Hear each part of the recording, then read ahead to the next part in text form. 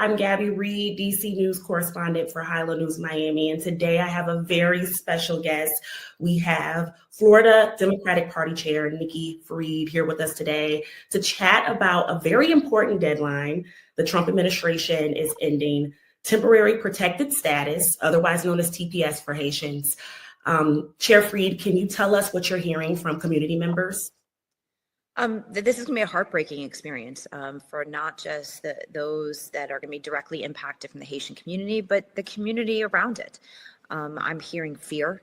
I'm hearing not knowing what will happen tomorrow or the next day and what it was going to do to their communities. I mean, this is a community that is so vibrant with culture and opportunities, and some of the hardest working individuals in Miami-Dade County, our Haitian community, and Broward, and across our entire state is interwoven into the fabric that is Florida. And so we're hearing a lot of concern, a lot of frustrations, also knowing that what awaits on the other side. The island is rampage with gang violence and political corruption. And we're going to send our community members and our family and our friends back to a place where Trump has said some horrific things about the island, and putting a lot of people in severe danger if, in fact, they do go back to the island. Yes, thank you for mentioning all of that. And again, this is going to end the lives of about 500,000 people, roughly. That's the estimate. So for me, you sort of hit on it, but really, I think as a person that's within the Caribbean diaspora as well, I really know that culture and community, we bring that, but has the Democratic Party, have they spoken about how this is going to upend the South Floridian economy? Like, how is this going to make a difference? Yeah, I mean, we've been talking about this issue for the better part of a year, when the first attacks, and really it even started, under President Biden. The Haitian community is such an important part of Florida and a part, again, of the interwoven of the culture of our state. And so knowing what was happening even under the Biden administration and the gang violence and the amount of people that had come here for refuge here in our country, and always wanting to go home. I mean, that was a lot of the conversations that I really did have with a lot of people in the Haitian community, my family included. My cousin's Haitian, and have these conversations with the family about, when people first came here, it was a desire to eventually go home and to be back on the island. And unfortunately, the political climate is just not there. And so we've been talking about this. We've had multiple roundtables about this in the community. I have my first vice chair of the party is Haitian. I have 4 appointed vice chairs. One is also Haitian and elected a leader down in Broward County. Our elected officials all throughout South Florida have been talking about this, writing letters to the administration, and it's unfortunately going on deaf ears. And it just is compounding with all the other attacks on our immigrant communities across our country. But the economics, I mean, small businesses, our workforce, just teachers and people, doctors and clinics. And again, the vibrant community that has been developed down in South Florida around the Haitian community is going to be so devastating to the economy of South Florida, to our communities down there. Apartment complexes, we're already hearing, a lot of apartment complexes, which, house a lot of our immigrant community, are seeing vacancies. And now you're going to have landlords who are not going to be, I mean, it's just a trickle down impact all the way from the top, all the way down to the bottom. And it's the cruelty that they're intentionally doing this. It's not about the economy. It's not about sending criminals home. It is about actually targeting communities of our country and scapegoating them for problems without ever having conversations and understanding the impact of our immigrant communities across our country. Thank you. And I guess for me, when I think about it, this is nothing new. I know a lot of critics, scholars. I know you have a legal background. I know a lot of people point back to like the 1970s, 1960s, the Reagan administration, where there was this targeting of Haitians. Do you feel that this is a signaling of sorts of sort of where we're at in the fight for immigration justice? 100%. You saw what Trump did on the campaign trail. the targeting of the Haitian community on the campaign trail. And that was intentional, fabricating stories to scapegoat communities. And it's not unusual here in the state of Florida. The differences between, different immigrant communities having different status here in our state. And so this is a targeted, making it completely unsafe for those. And look, I don't know what's going to happen. I don't know if ICE is just going to take over little Haiti this week and scare everybody, even American citizens and people that are here legally, which again, TPS, I think people need to remember, TPS is legal. That is a legal status. They are not here illegally. They went through a process. They have protections. It is the Trump administration who has now taken away those protections, and so now is making them quote unquote illegal. But they came here legally, have protected status, and now because of whatever imaginary thing that is in their minds of having to go after communities, here we are. That's going to impact, as you said, close to, if not more than 500,000 people. A good chunk of that is Florida, and this is the people that again are working on every corner of our economy, from those in the construction industry and tourism industry to agriculture to teachers to doctors. There's just a lot of impact that people are going to feel for the foreseeable future. And then, of course, just the inhumanity of the moment.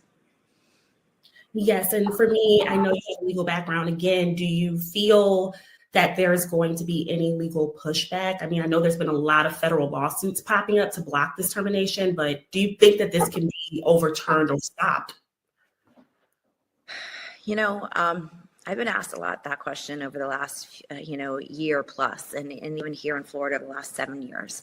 As an attorney, as somebody who has spent, not only my academia, but also as a past trial attorney and somebody who's in the justice system, to know that I don't have faith in our judicial system right now is so heartbreaking. As somebody who has always put faith that justice is blind, that justice is blind to making sure that it's equality and making sure that it's put out fairness.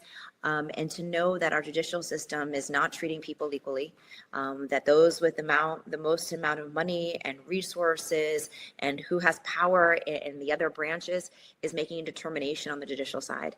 And it is heartbreaking. And that's really where the people of this nation really need to understand that elections have consequences. Whether it's a governor or it is a president, they appoint justices, they appoint Supreme Court justices, they appoint judges throughout the states. And so elections have consequences. And unfortunately, having a judicial system that isn't backing up the corruption and chaos, and overturning the corruption and chaos from Washington, D.C. to Tallahassee, really makes people wonder, how does our democracy stand up to this moment? And how do we make sure that the justice system continues to be equally applied, regardless of your financial wealth, regardless of your demographics, your geographics, where you came from, when you came here? And unfortunately, right now, the justice system is being utilized and it's actually being weaponized against the people of this nation. Well, thank you. I always say that Florida is like the center of the revolution. I feel like politically everything is happening in and around Florida. And so I know we have the 2026 midterms coming up. Lastly, I just want to ask you, in the meantime, what resources, tips can you share with Haitian TPS holders or those within the community? Yeah, absolutely. And you're right. I've been saying it for the last couple of years that Florida has been the lab rats of Project 2025. We were the first ones to see the attacks on our minority communities, the attacks on our LGBTQ plus community, the attacks on books, removing of elected officials, the voter suppression. I mean, the things that the stealing of dollars of Medicaid money, the list goes on and on and on of what has happened here. Fluoride, vaccines, all freaking started here. And so it is going to be Floridians who are going to get us out of this mess. And I don't say Democrats, I say Floridians, because we are building a coalition of Democrats, Republicans, and Independents.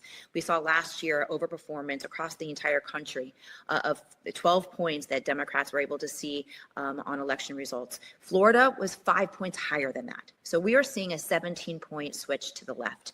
That is because of the work that we're doing on the ground, the amount of great candidates that we have running up and down the ticket, that we are putting forth solutions to everyday problems.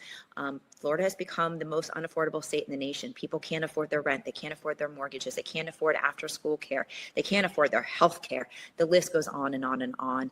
And so what we are seeing right now is asking people to lean in when you can, join FloridaDems.org and be part of this movement that we're having here. And for those that are watching that are worried about their families or their own immigration status, certainly there are Know Your Rights platforms all over the internet to make sure that you're knowing your rights, exactly how to.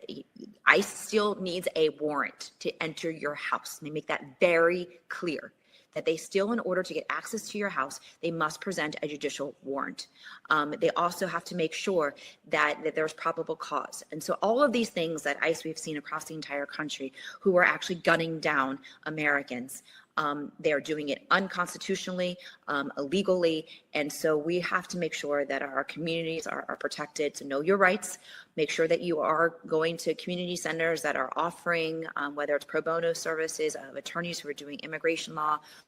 Start asking those questions, making sure that you're talking to your family members, that there is a plan B, that if in fact you happen to be held, and whether it is in a detention center or just in the back of one of the ICE vehicles, that you know who to be called at a state of emergency, making sure that your family members know always where you are. I hate the fact that I'm even going through this. It is so heartbreaking to think about in 2026 that this is the state of affairs here in Florida and America.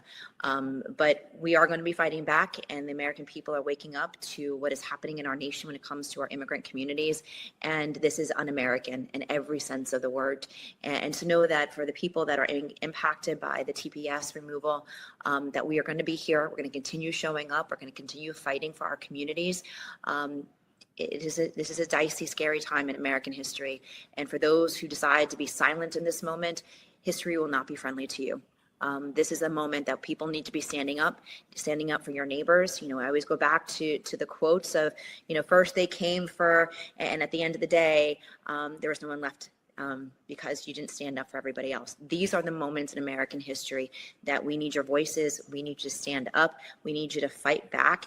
And history will prove that we have been on the right side of it. Thank you, Chair Freed, for coming on today and just sharing your insights and your wealth of knowledge and information. And we will be watching and reporting on every single development here at High Level News.